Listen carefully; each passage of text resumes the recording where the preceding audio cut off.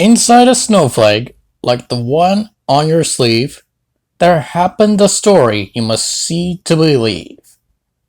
Way up in the mountains, in a high range of pontoons, lay the small town of Whoville, the home to the Whos.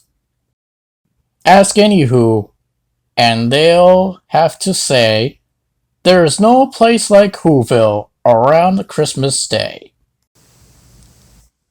Arbor Day was fine, and Easter was pleasant, and every Saint Vincent's Day.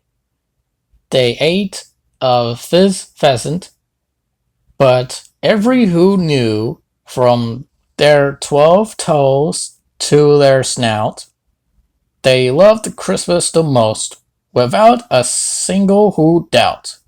It seems like every Who down in Whoville liked Christmas a lot. But the Grinch, who lived just north of Whoville, did not. The Grinch hated Christmas, the whole Christmas season. Now please don't ask why, no one quite knows the reason. It could be perhaps that his shoes were too tight. It could be his head wasn't screwed on just right. But I think that the most likely reason of all may have been that his heart was 2 sizes too small. But whatever the reason, his heart or his shoes, he stood there on Christmas Eve, hating the Whos, staring down from his cave with a sour, grinchy frown at the warm, lighted windows below in their town. For he knew every Who down in Whoville beneath was busy now, hanging a mistletoe wreath. Bah humbug! And they're in their stockings, he snarled with a sneer. Tomorrow's Christmas. It's practically here.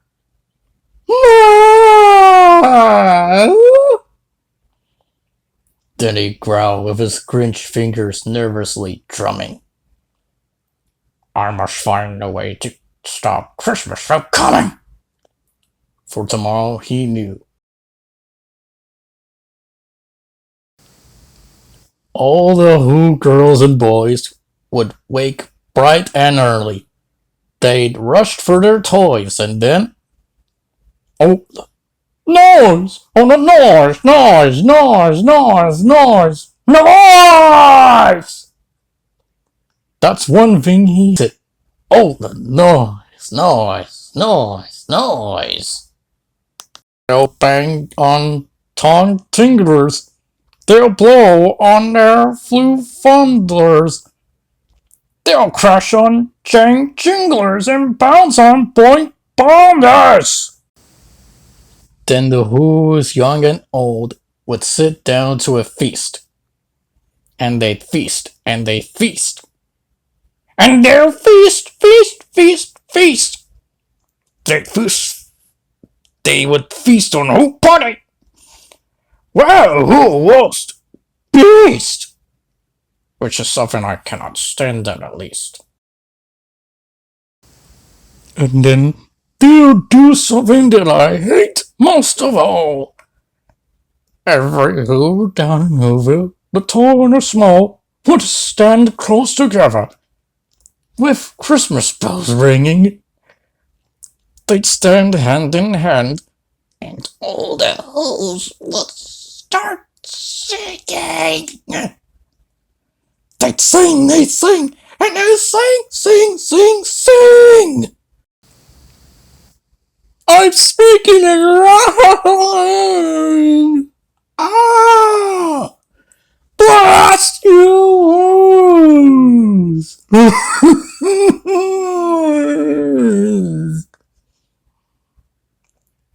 And the more the Grinch thought of this Who Christmas scene, the more the Grinch thought, I must stop this whole thing. Why, for 53 years I've put up with it now. I must stop this Christmas from coming. But how? Then he got an idea. An awful idea. The Grinch got a wonderful, awful idea. I know just what to do. The Grinch laughed in his throat, and he made a quick Santa Claus hat with a coat. And he chuckled and clucked. What a great Grinchy trick! With this coat and this hat, I look just like Saint Nick. Ha ha ha! All I need is a reindeer. Oopsie. Forgot about a reindeer. The Grinch looked around, but since reindeer were scarce, there was none to be found. Did that stop the Grinch? No, the Grinch simply said. If I can't find a reindeer, I'll make one instead. So he called his dog Mats. Then he took some red thread and tied a big horn on top of his head. Then he loaded some bags and some old empty sacks on a ramshackle sleigh, and he hitched up old Max. Then the Grinch said, Giddy up, boy! Here goes nothing, Rudolph! And the sleigh started down toward the homes where the Who's lay a snooze in their town. All their windows were dark, quiet snow filled the air. All the Who's were all dreaming, sweet dreams without care. When he came to the first little house on the square. This is stop number 1, the old Grinchy Claus hissed, and he climbed to the roof, empty bags on his fist. Then he slipped down the chimney, a rather tight pinch. But if Santa can do it, then so could the Grinch. He got stuck only once for a moment or two. Then he stuck his head out the fireplace, where the little Who's stockings all hung in a row. These stockings, he grinned, are the first things to go. Then he slithered and slunk with a smile most unpleasant around the whole room, and he took every present. Pop guns, bicycles, roller skates, drums, checkerboards, tricycles, popcorn, and plums. And he stuffed them in bags. Then the Grinch very nimbly stuffed all the bags one by one up the chimney. Then he slunk to the icebox. Slunk! He took the Who's feast. He took the Who pudding. He took the roast beast. He cleaned out the icebox as quick as a flash. Why, that Grinch, he even took that last can of Who hash. Then he stuffed all the food up the chimney with glee. And now, grinned the Grinch, I will stuff up the tree. And the Grinch grabbed the tree, and he started to shove, when he heard a small sound like a coo of a dove. He turned around fast, and he saw a small Who, little Cindy Lou who was no more than 2. The Grinch had been caught by this tiny Who daughter, who'd got out of bed for a cup of cold water. She stared at the Grinch and said, Santa Claus, why? Why are you taking our Christmas tree? Why? You know, that old Grinch is so smart and so slick. He thought up a lie, and he thought it up quick. Why, my sweet little duck, the fake Santa Claus lied. Not helping! There's a light on this tree that won't light on one side.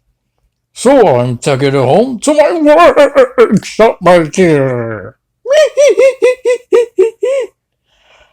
I'll fix it up there. Then I'll bring it back here. And his fib fooled the child. Then he patted her head and got her a drink. And he sent her to bed. And when Cindy Lou went to bed with her cup, he went to the chimney and stuffed the tree up. The last thing he took was the log for their fire. Then he went up the chimney himself. The old liar. On their walls he left nothing but hooks and some wire.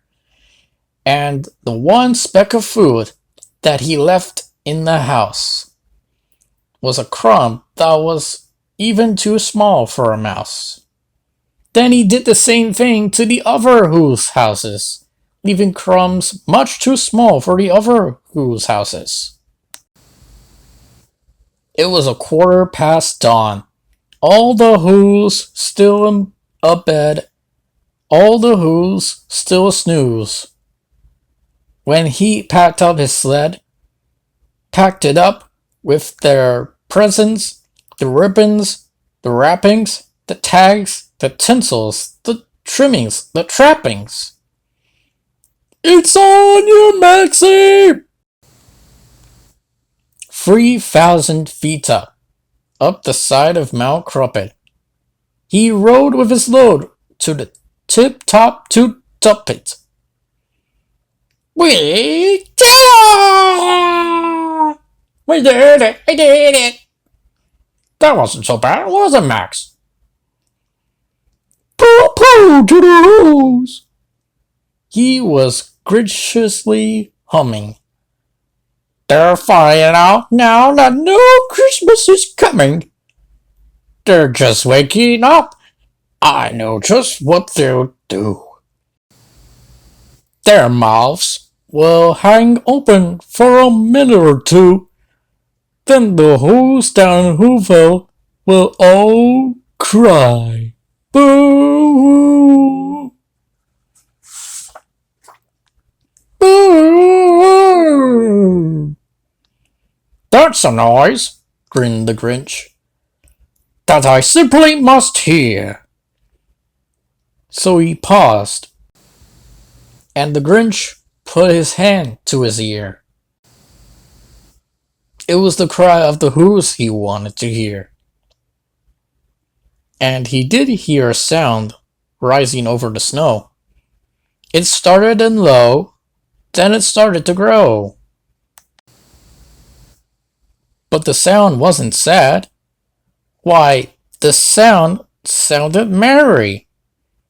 It couldn't be so, but it was merry, very. He stared down in Whoville. The Grinch popped his eyes. Then he shook. What a shocking surprise. Every Who down in Whoville, the tall and the small, was singing without any presents at all. He hadn't stopped Christmas from coming. It came. Somehow or other, it came just the same. And the Grinch, with his Grinch feet ice cold in the snow, stood puzzling and puzzling. How could it be so? It came without ribbons. It came without tags. It came without packages, boxes, and bags. And he puzzled 3 hours till his puzzler was sore. Then the Grinch thought of something he hadn't before. Maybe Christmas, he thought, doesn't come from a store. Maybe Christmas, perhaps, makes a little bit more. And what happened then? Well, in Whoville, they say, that the Grinch's small heart grew 3 sizes that day. And the minute his heart didn't feel quite so tight, he whizzed with his load through the bright morning light. With a smile in his soul, he descended Mount Crumpet, cheerily blowing on his trumpet. He rode into Whoville. He brought back the toys. He brought back their food. He brought back their snuff, their tinsels, their tringlers, and fuzzles. He brought back their tacos and wazzles. He even brought back all the food for the feast. And he himself, the Grinch, carved the roast beast. Welcome, Christmas. Bring your cheer. Cheer to all who's far and near. Christmas Day is in our grasp, so long as we have hands to clasp.